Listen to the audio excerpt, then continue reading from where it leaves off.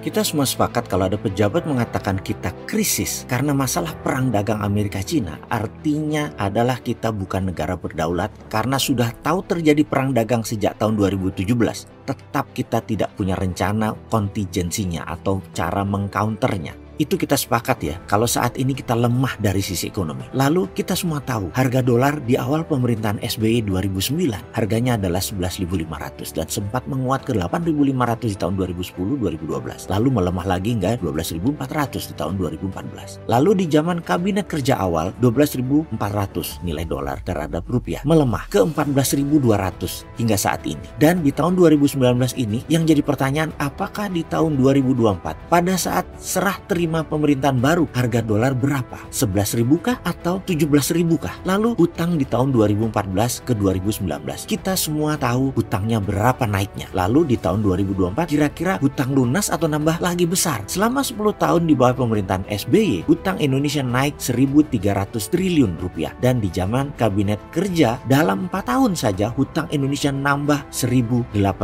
triliun rupiah. Kita ulangi pertanyaannya, di tahun 2024 hutang Indonesia mengecil atau bertambah? Kita rincikan lagi masalah yang harus kita hadapi. Bisnis di Indonesia sektor retail itu drop 15%, terutama sektor fashion, lalu penjualan mobil, motor bekas, properti kelas menengah atas, hingga manufaktur. Buktinya salah satunya adalah penjualan Astra tahun ini turun 14% dibandingkan tahun lalu. Kemudian Cina mengalami kontraksi perdagangan hingga 30% sales mereka ke Amerika drop. Indonesia menjadi korban dumping barang-barang Cina. Sementara sisi ekspor komoditi tidak banyak terserap oleh Cina dari Indonesia. Di sisi lain, strategi Trump berhasil, ekonomi Amerika naik, pengangguran terendah dalam 10 tahun ini. Ditambah lagi Amerika berhasil menekan Huawei sehingga 5G tidak berhasil dipegang Cina mayoritasnya. 80% dibagi 4 negara utama, Cina, Amerika, Jepang, dan Korea Selatan. Sisanya supply chain-nya dibagi beberapa negara Eropa. Tadinya Cina melalui Huawei 90% bakal menguasai 5G, tapi disikat oleh si Trump. Kemudian infrastruktur statis seperti jalan tol, pelabuhan, bandara tidak memacu pertumbuhan ekonomi. Di sisi BUMN Indonesia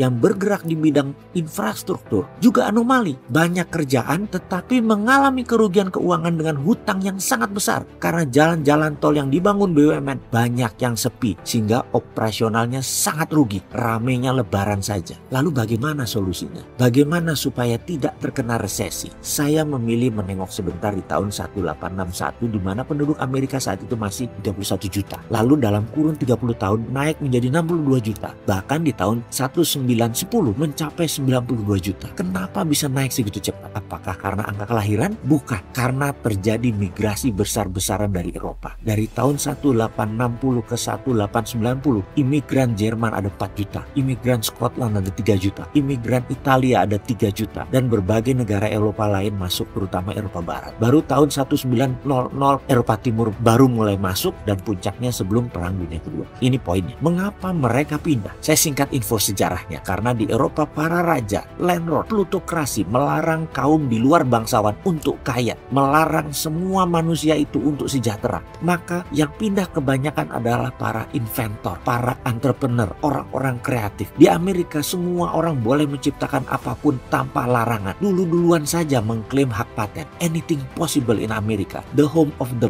brave and the land of the free. Kata-kata itu membuat penemuan-penemuan ada di Amerika sangat cepat. Dan di tahun 1861 sampai 1961, dalam 100 tahun ada ribuan penemuan di Amerika karena bebasnya mereka berkarya. Dan kita tahu di Indonesia itu menemukan sesuatu, memulai sesuatu yang baru, merubah, mendistrap untuk menjadi sesuatu yang lebih baik, menjadi sesuatu yang lebih murah, menjadi sesuatu yang lebih cepat, lebih efisien. Itu sulitnya setengah mati. Hampir dikatakan tidak mungkin. Aturannya terlalu ketat, aturannya kaku, tidak bisa melakukan inovasi di Indonesia ini. Kebanyakan politikus berpikir negatif tentang bisnis, kebanyakan kepentingannya, dan sekali lagi politikus itu dibubarin aja kalau menghalangi ekonomi untuk maju. Cina dulu di tahun 1980 adalah negara imitating, copy, ambil, tiru, memalsukan semuanya sampai mata uang mereka palsukan dengan renminbi dan yuan. Lalu tahun 2008 ke sini baru menjadi negara innovation. Apa saja boleh di Cina, apa saja boleh dibikin di sana. Mereka meniru Amerika tahun 1860 sampai 1960. Jujur, bagi saya duduk dengan petinggi Politbiro bulan lalu di Beijing selama 3 jam. Dan dia merupakan teman lama saya. Dalam 5 tahun terakhir ini udah 10 kali kami bertemu. Ini merupakan pelajaran sejarah dan membuka wacana. Dialah yang menceritakan apa yang Cina tiru dari Amerika. Innovating country-nya itu. Bener deh, dua negara Cina Amerika memang saling memicingkan mata, tetapi yang bagus-bagus sebaiknya kita tiru. Jangan kebanyakan lobby-lobby politik deh. Yuk bongkar semua aturan. Izinkan anak bangsa, anak milenial mendisrupt everything menjadi lebih baik, menjadi baru, menjadi Indonesia. Jadi sarannya adalah bongkar semua aturan dan batasan bergerak untuk pengusaha. Mengenai izin-izin, sertifikat INA ini, macam-macam yang tidak produktif itu buang. Mudah-mudahan dengan usulan di video ini semua pejabat mengerti maksudnya.